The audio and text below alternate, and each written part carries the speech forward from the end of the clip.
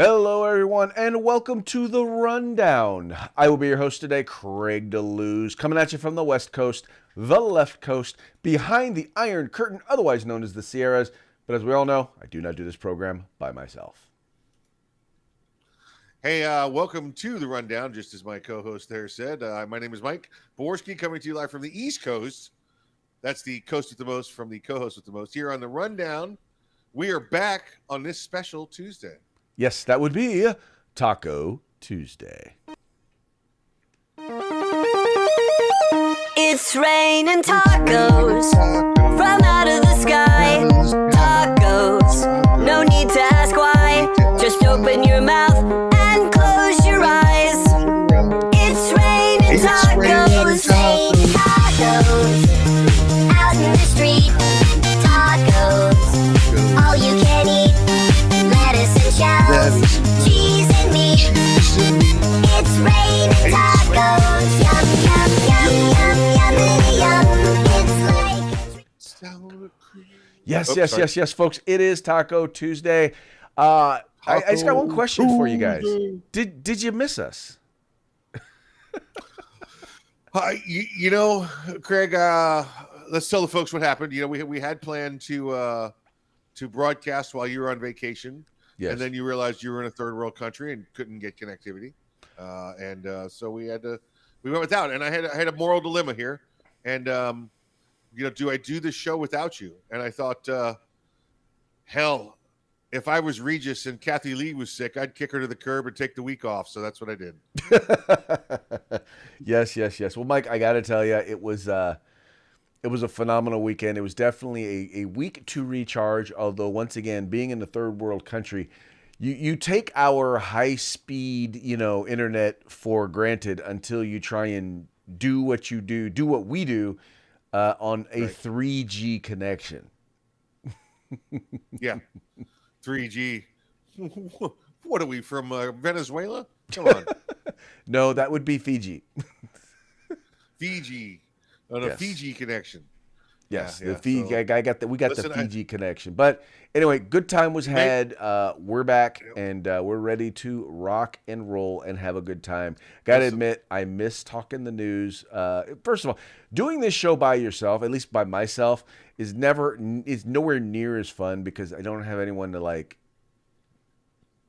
to commiserate with, shall we say.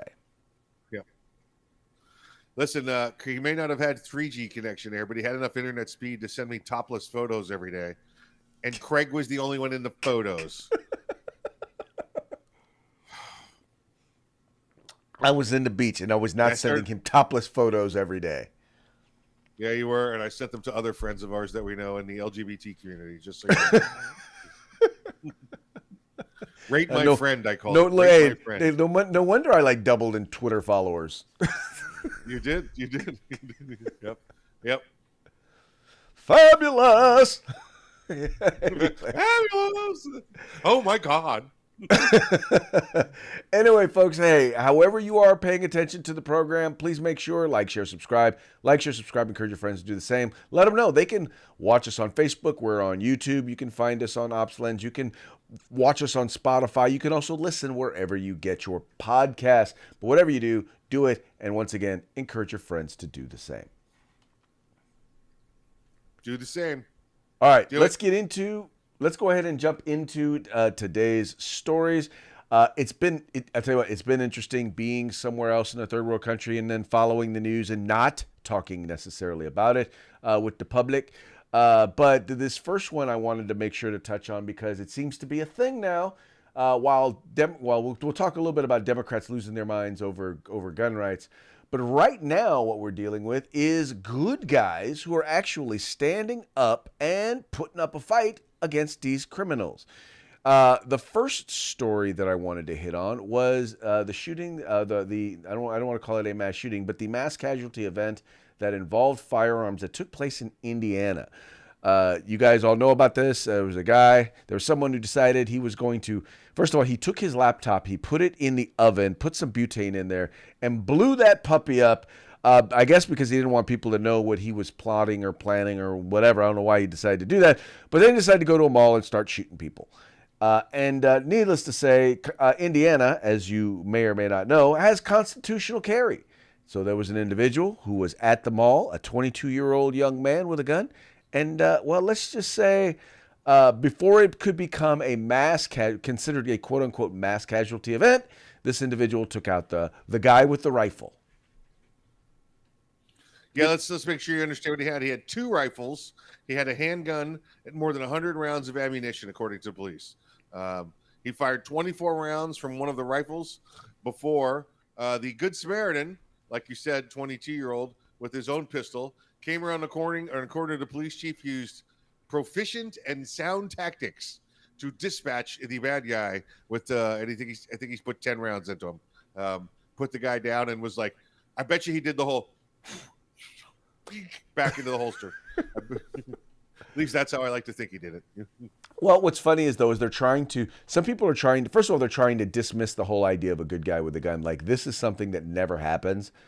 Which you and I both know that most of the time when a good guy has a gun in a situation, most times they never even have to fire it. Right? So they don't count that as a good guy with a gun scenario. But then they also want to come down on this guy because, well, the mall had a sign that said no guns. And the funny part is no one's talking about there. Everyone's like, well, he should have done that. He broke the law. But Mike, at the same time, nobody's saying anything about the shooter who came in with, once again, 2 rifles and 100 rounds of ammo. Evidently, the sign didn't stop him either. No, it did not. And a good thing it didn't. And I'm not sure if the signs in Indiana have the weight of law or not. But listen, there's a lot of people out there thanking this guy for ignoring that sign and bringing his firearm in. Again, I'd have to see, Craig. I don't know if it means if there's signs are no open carry, no concealed carry, no concealed carry without a license. There's a whole bunch of reasons that these signs might be there that we've learned from different laws with different states. So I have to take a look at that. But I'm gonna guess that it's the same as it is in most states, where if it's posted and you are carrying, you will be asked to leave, and if you do not leave, you'll be guilty of trespassing. That's how it is in most states who have those signs. Yeah, it's again each state's different. I don't want to make any assumptions, but I got into a conversation yesterday with somebody that said they were talking about the Uvalde Police Department because that a little initial finding came out yesterday, finding gross negligence amongst every police agency involved, and they said, "Well, there goes the NRA's theory about a good guy with a gun," and I want to be very clear that the NRA was never ever referring to the police when they were talking about a good guy with a gun. This 22-year-old gentleman is what they were talking about when they were talking about a good guy with a gun. Well, exactly, because ultimately the good guy with a gun is an individual, a citizen who is willing and able to defend himself and others. Yeah. If these folks, if you got a gun and you're not willing to defend yourself or others, you're not a good guy with a gun. No. Nope. And this guy was. And it sounds like this guy moved to the sound of gunfire. He didn't just stand by. Yes. And listen, that's all that, your self-defense should be, right? You have your firearm, you protect you and your family. If this guy evidently, we'll find out. I bet you this guy either has some kind of legit training before or is making his way towards moving into a government agency, that kind of thing, whether military, police, we'll find out. But he actually went towards the sound of gunfire from what reports are saying. Well, but the thing is that even what's funny is that this is not the only guy who is actually defending himself. Now, unfortunately, who actually is stepping up and defending himself. And you got this guy over here in New York, the bodega owner, or the bodega worker who basically was attacked by a customer's boyfriend, or was attacked and basically took out basically wound up stabbing the guy who was assaulting him. And now here's the thing. Here's what happens in a place when you're outside of America and you're in a place like New York or California. What happens is you defend yourself and you wind up getting charged with murder. Yeah, this guy was in a booth inside the bodega. For those that are not familiar with New York or never watched the New York TV cop show, bodega is like a mom and pop owned convenience store, and they're on every corner. you know, and it's got a Spanish name because that's where they got started with Spanish ownership. Now it could be anybody that owns these bodegas or works in the bodegas. The guy has a little booth. He's in a little booth, maybe 5 feet by 5 feet, you know, and he's doing his job. And there's an argument ensues, and this woman grabs this crazy dude, and the crazy dude breaks into the office there, the little compartment for the bodega, and the guy is going nuts, right? And I guess Craig, he's beating this guy to the point where he's about to, you know, lose it and go out. And the bodega guy takes the knife from out from under the counter and just goes stabby, stabby, stabby. And now remember, the guy's inside his own booth. This guy has come in the booth to attack him. This old man is doing this. Help me! And about to, you know, who knows what happens to him? He's about to go out. And so he grabs the knife and goes stabby, stabby. The guy gets cut a couple of places that were rather efficient in the bleeding out process, and the bad guy ends up dying. The mayor comes out and says, and remember, he's Eric Adams, the recently elected mayor there, former police captain, and he's been tough on crime and trying to be tough on crime, praises this guy. The police department, they have to stand fast because if they do, they promote vigilantism, and I understand that. They didn't support either way or deny, but they did not make an arrest. But then the district attorney's office got a hold of it and said, no, we're charging him with murder for self-defense. All right, check this out. Now, I'm going to show you this. This is what they call what the guy wound up saying is they were equal combatants, right? So in other words, the guy was. That's what the district attorney said. That's what the district saying they're equal said. combatants, right? And because they were arguing with each other. So you look at this video here. So this is the guy that he's arguing with, right? Yep. Now, That's does that look inside the like booth an there. equal combatant? Look, he comes into the booth with them. Right. He comes into the booth with him. booth. Yep. And then shoves the guy. I'm sorry, but no, you attacked him. Dude was clearly attacked. And then they're trying to say, so they're saying basically, oh, well, they're mutual combatants. No. You don't get to attack somebody and not expect, especially dude was bigger than him, younger than him, and evidently this was a guy who was known to, for lack of a better term, haunt this store. This was not the first time he had come down on this guy. And evidently this guy just wasn't putting up with this crap. Yeah, and again, listen, this wasn't like he chased him out into the store, okay? Right. This guy came into the booth, right? And was pushing this old man around. And it's ridiculous to think. And I'm just checking right now as we're doing the story here on Tuesday afternoon. I want to make sure there hasn't been any retractions as we're live, and it still appears as though the district attorney is charging him with murder. Yeah. No, that falls under F around and find out. Yeah, that's right. That's right. St. Kyle of Kenosha would have done the same thing. St. Kyle of Kenosha, F around and find out. F around and find out. I'm just like, but there used to be a time when, there were consequences for doing stuff like that. Like, dude, just don't. I tell you what, how about you want to argue with somebody? Go ahead and argue and then move on. Don't go attacking people. Yeah. But because here's the thing. Ultimately, what it's going to come down to is, and the thing is, what makes this bad is, what makes this even worse, Mike, is what they're telling people is, number one, we're not going to defend you. If you are attacked, you are on your own. And by the way, if you wind up taking out your attacker, you're probably going to go to jail. And that's what places like New York are now telling people. Well, and this is similar to, if you remember Bernard Goetz, depending how old you are, Bernard Goetz in the 80s in New York City was attacked on the subway by, I think it was a group of 4 Utes, and they were armed with sharpened screwdrivers, right? And Bernard pulled out his snub nose and I think killed one, paralyzed one, if I recall. And he went to jury, went to trial, and the New York City found him guilty of illegal possession of a firearm. And I think he did 1 year time. But the self-defense charge stood, even though he used an illegally carried firearm. And they gave him 1 year for carrying the firearm. Yeah. Well, here's the thing. Ultimately, what it comes down to the reason I bring that up, Yeah. The reason I bring that up, Craig, is because it dropped crime on the subways a lot, even though he went to jail for 1 year. So maybe this, even with the state attorney there, district attorney pressing charges, will still have the effect to let people know, hey, listen, the police at least and the mayor's office are on your team. So they're trending towards cleaning up crime.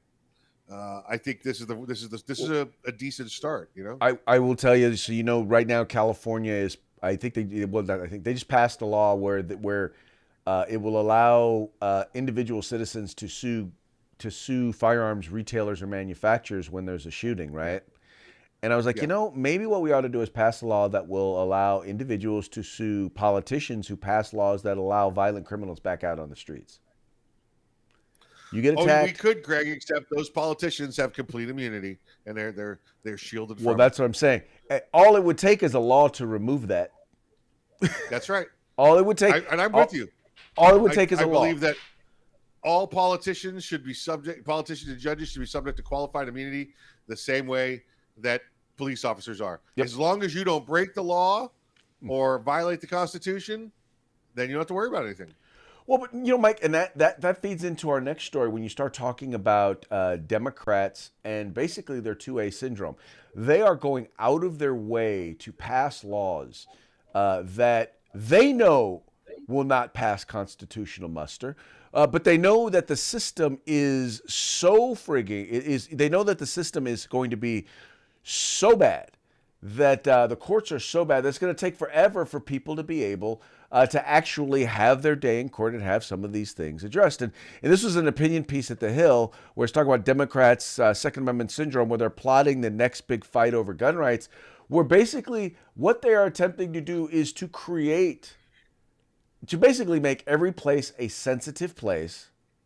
Thus, you will not be able to carry a firearm. You can get a license to carry, but you're not going to be able to carry it anywhere. I mean, they're losing their minds trying to create pass laws. Like I said, there's the insurance law. There's, I'm sure, a bunch of laws that are going to be coming that are going to make it cost prohibitive to be able to get a concealed carry permit. They're going to go out of their way to make villains out of gun owners.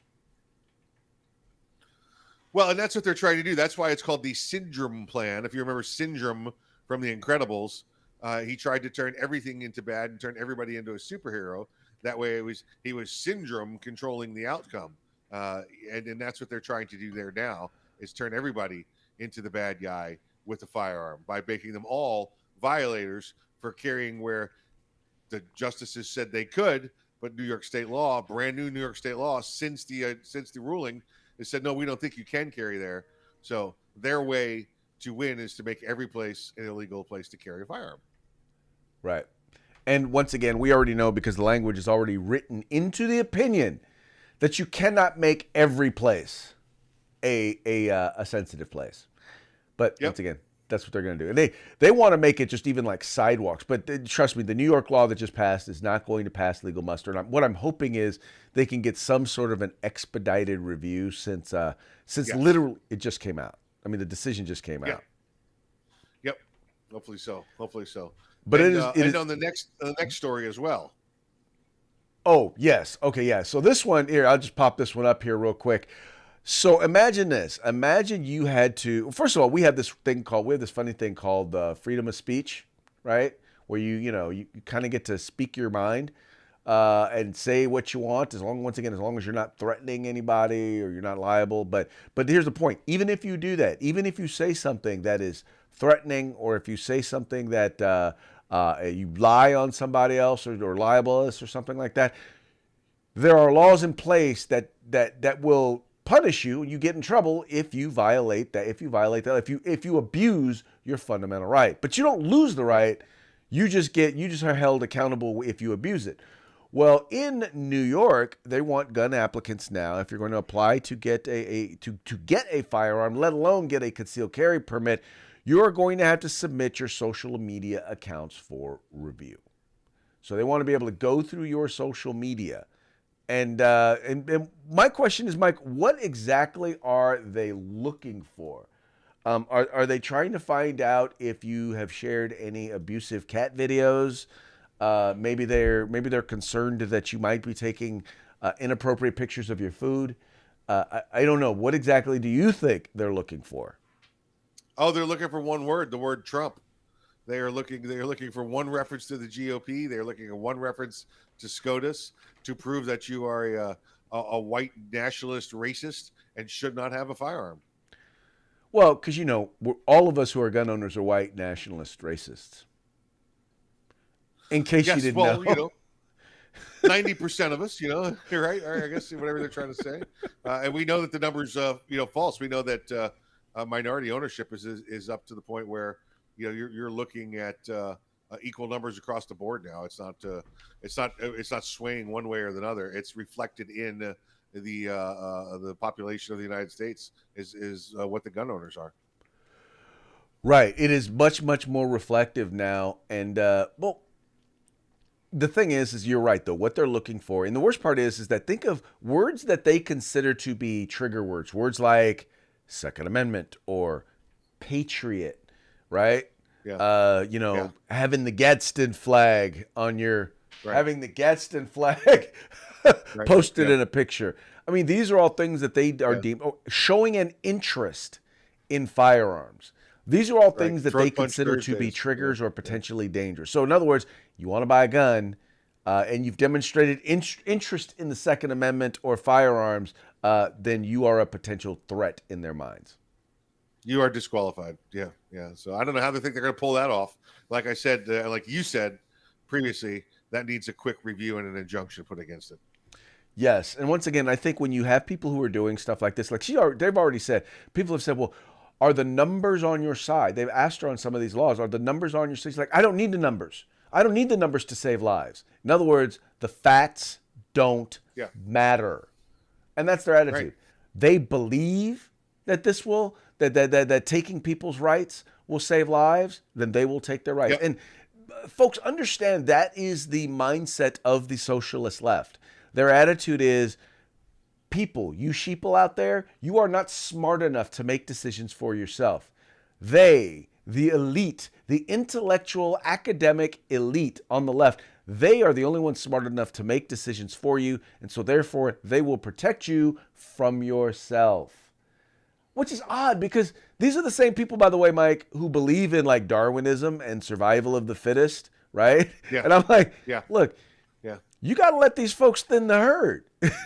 Yep. If they're not, if you are not bright, right, I hate to say this, but that's one of the problems is that you have too many stupid people reproducing. Yeah. I had to change my word real quick because I didn't want to use the R word. Take the warning labels off of the hair dryers and things like that. Or how about this? How about the warning label on Tide Pods not to eat them? Yes. Do not eat more than one at a time. Right. I swear that was a whole generation of folks who were basically recognizing that they weren't up to snuff, and it was. Yeah, they're going to win an election. Yeah, but they were eating Tide Pods 2 years ago. They were eating Tide Pods. Oh, wait! But talk about getting into or controlling talk about the next generation. There's a big move afoot right now amongst Republicans, and it had with school boards. Governor DeSantis actually was speaking to a group of mothers. They're called Moms for Liberty, and he was talking about his efforts to impact school board races. And he's basically talking about, you guys have all seen this. You've seen whether it was school districts who basically ignored the science and kept kids home in places like California, or you have some school districts that are teaching things to our children, whether it be sex education and teaching them how to do things like masturbate or how to enjoy solo sex, stuff like that, or teaching that to kids as young as like the first grade. Or then there's the whole, teaching all your children, teaching kids that if you're white, you are a racist and you are an oppressor, and if you are black, you are oppressed. All of these things are being taught in some schools in one way or another. And Ron DeSantis is saying, no, you shall not be doing that. And, I got to say, Mike, the thing that gets me about this is, now, you know me, I sit on a school board. I've been on a school board now going on almost 18 years. And for decades, I will say that I've been saying Republicans need to be more involved in education, that we've handed our educational institutions over to the enemy or the left. And then we wonder why public schools have gotten so bad. So finally, the Republican Party is actually stepping up and paying attention to it. Yeah, it's wonderful because he's talked to these group of teachers and included a major number of school board members or people interested in running for school boards that talked about requirements needed and beliefs needed and values needed to be on the school board. He is attempting to turn the tide here in Florida because we did have a couple of jurisdictions that school board members were extremely liberal, and the governor was out there letting people know how important these positions are. And if you can't beat them, then you should join the race and beat them that way. Right, because the big push has always been, oh, well, get your kids out of public school, get your kids out of public school. And the problem is that once again, like I said, we as Republicans had abandoned public schools in terms of we aren't largely running for and sitting on school boards. And so the problem is that even if we take our kids out and we homeschool our kids, guess what? Right. There's a whole bunch of kids out there, those that are going to be interacting with our children, those who are going to be the majority of the next generation coming up, they're still going to be in public schools. So if we don't do something to impact society, and academia, entertainment, politics, and church, those are the organizations or the entities or the places where society is influenced. Rather than run from those, we need to be engaged in those, right? We need to be working to try and control what is coming out of there. Now, the other thing I'm going to tell you is, it's, as a school board member, is this. It ain't rocket science, and 99% of the decisions you make are not going to be right or left. They're simply going to be right or wrong, but it takes time, energy, and effort. Put in the work. If you're going to run, learn what your job is as a school board member. Learn what it is. It ain't rocket science, but it gets real easy to start to get confused as to exactly what your job is. You're not the teacher. You're not the principal. Your job is to set policy. And when you set those policies, then to hold staff accountable for implementing those policies. That's how you do it. Yeah. Some people want you to micromanage. No need to micromanage. Nope. Yeah. Understand the policy. And but anyway, so I'm a big believer in being involved once again in school boards, in schools, in education. But even this, how about this? How about starting with this? How about taking the time to attend your child's school board meeting? Right? Yeah. He's talking about you folks. Talking about you and all of our other friends out there. Yeah. If you've never been to a school board meeting, how about going to one? If you're not, we have these things that are like parent groups. Sometimes you have PTAs or you have what's called school site councils. How about you attend some of those, right? How about you actually go to back to school night, right? Get engaged. You don't have to run for school board because I'll tell you how a lot of people have learned about some of the stuff that's going on. That was the one thing that came out of COVID was with people on Zoom watching their kids at school. All of a sudden they're like, wait a minute. What is this madness that you are teaching my children? Yeah, it's ridiculous to see what's going on, and if you don't get involved, that's when they're going to come home with stuff like, "Mommy, men can have babies," and you're like, "What the hell is going on?" And that's where we are.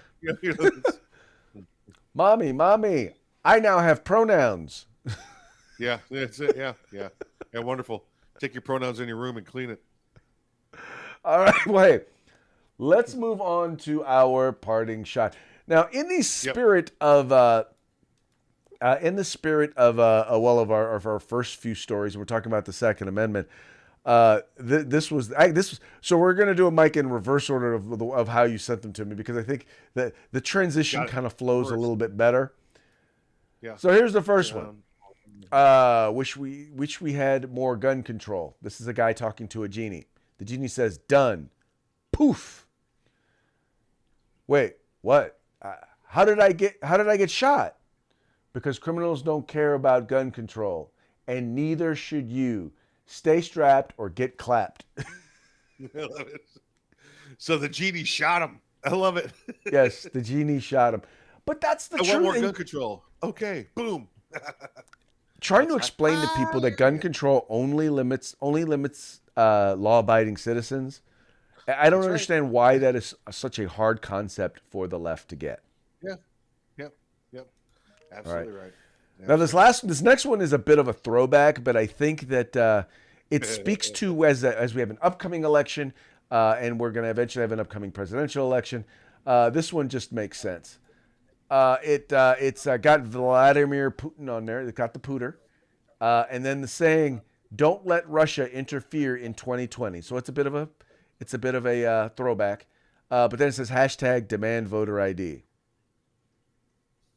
Right? Maybe that'll stop the problem. Right. If you don't want the Russians do it involved with in the voter election, ID. demand voter ID. How about that? Do you know what the whole basis of the argument is for voter ID, Craig? Against voter ID? I know you know this. Yes. It's racist. Racist. It's Yeah, racist. voter IDs are racist because black people can't get IDs. You do know that, right? But they're too poor and dumb to go find the ID office. Evidently. That's pretty much what Democrats believe. They believe that black people are now they can get IDs so that they can rent cars, get credit cards, so that they can drive, so that they can purchase alcohol, right, and all that.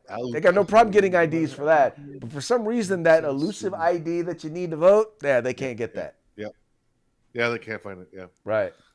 But this is what happens, though. Just you're being manipulated, folks. You're being manipulated. Kind of like how your grandfather will attempt to manipulate you. You want to read this one? All right. Here's 3 pictures of Joe Biden. I don't know if that's his daughter. I think that's his daughter. I think that's his granddaughter. Is that his granddaughter? Yeah. That is his granddaughter. It is his granddaughter. And he is on stage slipping her the tongue. You just 3 different times here. And it's so disgusting. And it says, if your grandfather kisses you like this, you should call the police. All right? Because he is. You know what? I wouldn't even kiss her now. I mean, granted that she's above age and wanted to kiss me. I'm not gonna run over there and be like, kiss me, not like he did, Right. Well, I have to confess, I do. My grandbaby is 3 years old, and she comes, and yes, I kiss my little grandbaby on the lips. So not like that. Well, he's on stage with his hand on her butt, bending her back by the neck, sticking his tongue down her throat. Okay, that's a bit of hyperbole, but yeah, the point is he's Creepy Joe. Even his own son referred to him as a pedo. Yeah. I'm sorry, but everybody in his family knows he's creepy. He's creepy Uncle Joe, and now he's creepy President Joe. Yeah. But folks, hey, Slipping his Democrats, he's the one you chose. He's the guy you chose. Just know, and just to be clear, it is official. He is officially the worst president ever. Or at least since they've been measuring popularity of presidents. He is officially the worst. The average, and in terms of they do the poll of polls, the average poll has him at 38% approval. 38%. That's the average. That means that there are some that are higher. That means that there are some that are lower. I think there's one that's as low as 33%, 32%. I heard from the other day, one of the listeners reached out to me and said, have you seen this? One of the former prominent trainers who suffers from Trump derangement syndrome, talking about how Trump is the worst president ever, and that Nixon is rated higher than him, and that Sleepy Joe is going to save us all. So, yes, we know who this firearm trainer is, and he shall go unmentioned, unnamed. It's amazing though. There's still people out there that 2 years after the man's left office are still suffering from full-blown Trump derangement syndrome. Can't stand it. Yes, people like CNN, MSNBC, ABC, Associated Press, New York Times, LA Times, all of them. And what's even funnier about some of them is that Now they're reporting on stuff that we as Republicans have been pointing out for a long time, and they're pointing it out as if they had nothing to do with these people getting in power. What? Us? Oh, Right? Never I'm would like, happen. yeah. The media, the propaganda wing of the Democratic Party, otherwise known as the legacy media. There you go. Anyway, Mike, it's about that time All right. to give a shout out to our sponsors. Yeah, let's say hi to our good friends at uscombatgear.com, to Guerrilla Machining, Grid Defense, and of course the California Republican Assembly. Folks, all of these organizations, all of these entities, the links to them are in the description to this video. Please take a moment, check them out. If you like what you see, kick them down a little cash and make sure you tell them that the guys over at The Rundown sent you. With that, we're going to go ahead and call it a day. We appreciate you tuning in. We appreciate you liking and sharing the program and encouraging your friends to do the same. See you Who's back out? here.